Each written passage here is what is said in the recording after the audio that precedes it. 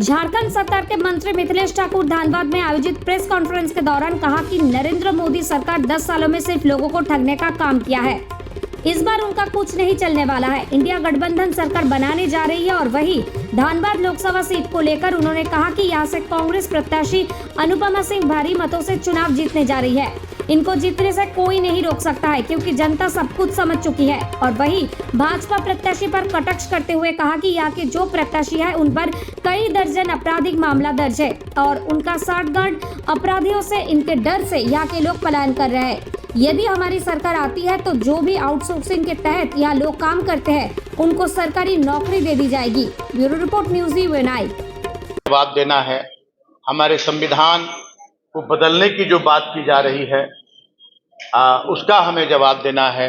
हमारे लोकतंत्र को जो कमजोर किया जा रहा है उसका जवाब देना है और सब कुछ अगर मिला दिया जाए तो आप देखेंगे कि इंडिया गठबंधन प्रचंड बहुमत से यहाँ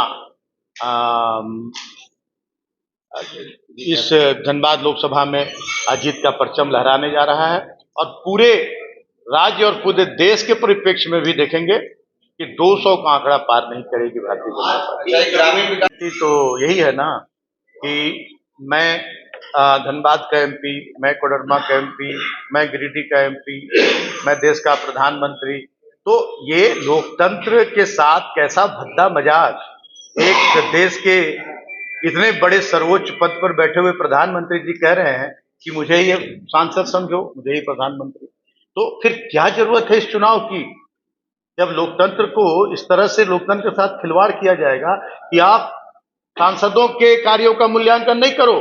मैं जिस तरह से आप लोगों को बांटने का काम कर रहा हूं, मैं मंदिर मस्जिद की बात कर रहा हूं, मैं इस बार जनता अपने 2 बार के अपमान का बदला लेने के तैयार है। 10 साल जिस तरह से जनता को धोखे में रखा गया, झांसे में रखा गया और जनता टकटकी लगाए देखती रही अपने हक अधिकार के लिए, अपने विकास के लिए, तो जनता को जब मौका मिलता है तो बहुत करारा जवाब देती है और इस बार करारा जवाब देने के लिए तैयार है जनता। और देखेंगे आप, देखिए भ्रष्टाचार के हमेशा हम रहे हैं विरोधी, भ्रष्टाचार पर हमारा 0 टॉलरेंस रहा है हमेशा। लेकिन इसमें मैं ये भी कहना चाहूँगा कि हमारे माननीय मंत्री आलमगीर साहब सीएलपी लीडर के पीएस के नौकर के आवाज से धन पकड़ा जाना और ईडी के समन पर, पहले समन पर उनका उपस्थित होना, दूसरे दिन भी उपस्थित होना, ईडी का सहयोग करना और ऐन चुनाव के वक्त उनकी गिरफ्तारी, कहीं ना कहीं से शक की सुई जाती है जो केंद्र में बैठी सरकार है उसके ऊपर। और मैं ये कहने में थोड़ा भी हिचक मुझे नहीं है कि मंत्री वर्षों से जेल में बंद थे, उनको इस लोकतंत्र में जो हमारा संवैधानिक अधिकार है उसको देखते हुए सुप्रीम कोर्ट ने जमानत पर रिहा करने का निर्णय लिया और वही ईडी आज 15 दिन और इंतजार कर सकती थी।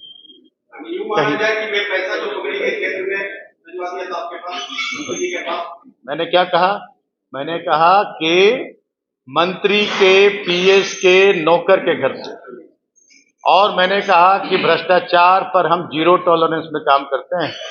मंत्री जी दोषी हैं, मानते हैं, मंत्री जी दोषी हैं तो ये मंत्री जी कहीं देश छोड़कर, मैं कह रहा हूं देश छोड़कर मंत्री जी भाग नहीं रहे थे।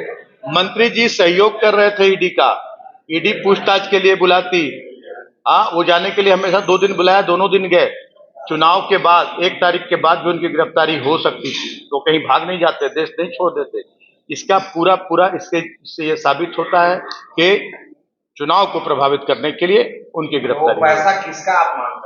क्या वो मुख्यमंत्री बनेंगे? ऐसे भी इस तरह के दावे क्यों, ऐसा कोई बात कहा है क्या? कल्पना जी ने अपने चुनाव प्रचार में ऐसी, भाजपा के लोग भाजपा के प्रत्याशी है क्या?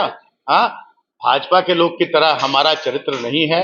हमारे माननीय झारखंड टाइगर के नाम से जाने जाने वाले और बहुत सोच समझकर हमारे माननीय पूर्व मुख्यमंत्री हेमंत सोरेन जी ने उन्हें जिम्मेदारी सौंपी है और हेमंत जी के जो अधूरे कार्य हैं उसको काफी तेजी से आगे बढ़ा रहे हैं। काफी अनुभवी व्यक्ति हैं चंपा सोरेन जी, और वो सबकी गारंटी मोदी जी ने बड़े। आज कल्पना जी भी बहुत फ्रेश थी, एकदम पूर्ण रूप से विशुद्ध गृहिणी।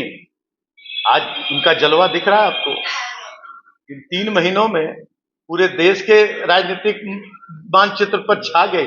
राज्य की बात छोड़ दीजिए, जो आज उस गलती पर 100 बार वो अफसोस कर रहे होंगे जिन्होंने हेमंत जी को जेल भिजवाने की गलती की कि हमने ये क्या कर लिया, अपने पैर में कुल्हाड़ी मार ली।